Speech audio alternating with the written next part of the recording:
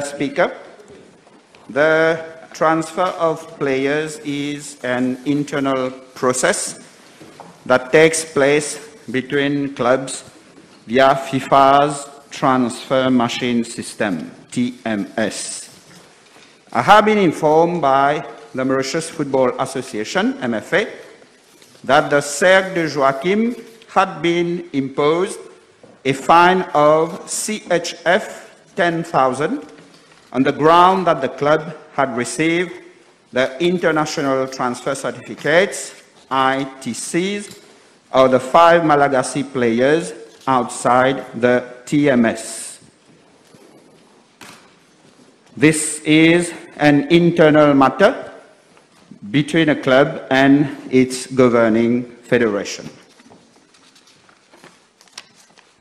Oui, merci Monsieur le Président.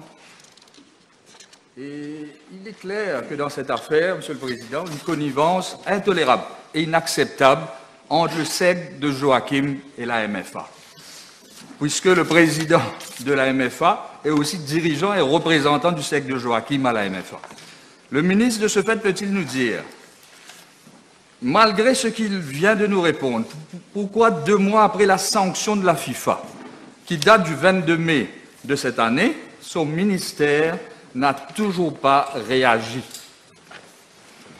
Monsieur le Président, comme je viens de le dire, tout ce qui est transfert de joueurs, c'est entre la fédération, le club et la FIFA, la Fédération internationale.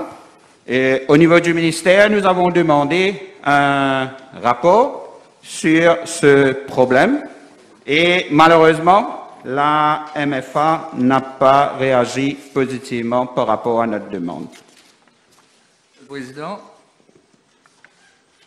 je regrette de le dire, mais fidèle à son habitude, le ministre se cache encore une fois derrière l'autonomie de fonctionnement des fédérations.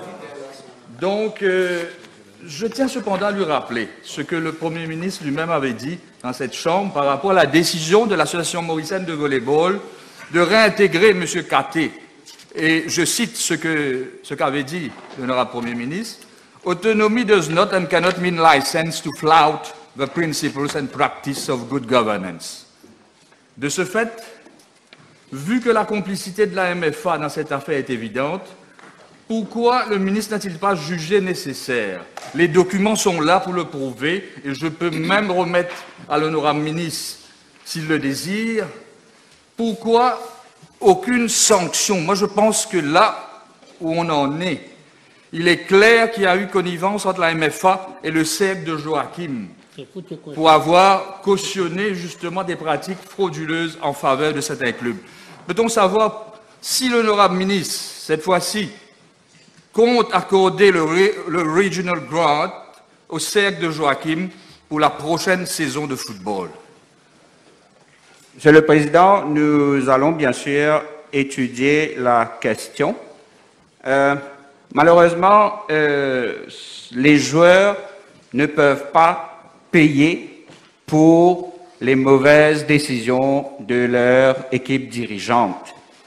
Je ne peux pas à l'heure actuelle dire oui ou non, on va donner ou ne pas donner le Regional Grant à Cercle de Joachim. Nous allons étudier la question et voir quelle action que nous allons pouvoir prendre, parce qu'il faut se dire qu'on ne peut pas pénaliser les joueurs, on ne peut pas pénaliser le football, mais à aujourd'hui, je ne peux pas donner une réponse exacte pour dire quelle action par rapport au Regionalization Grant.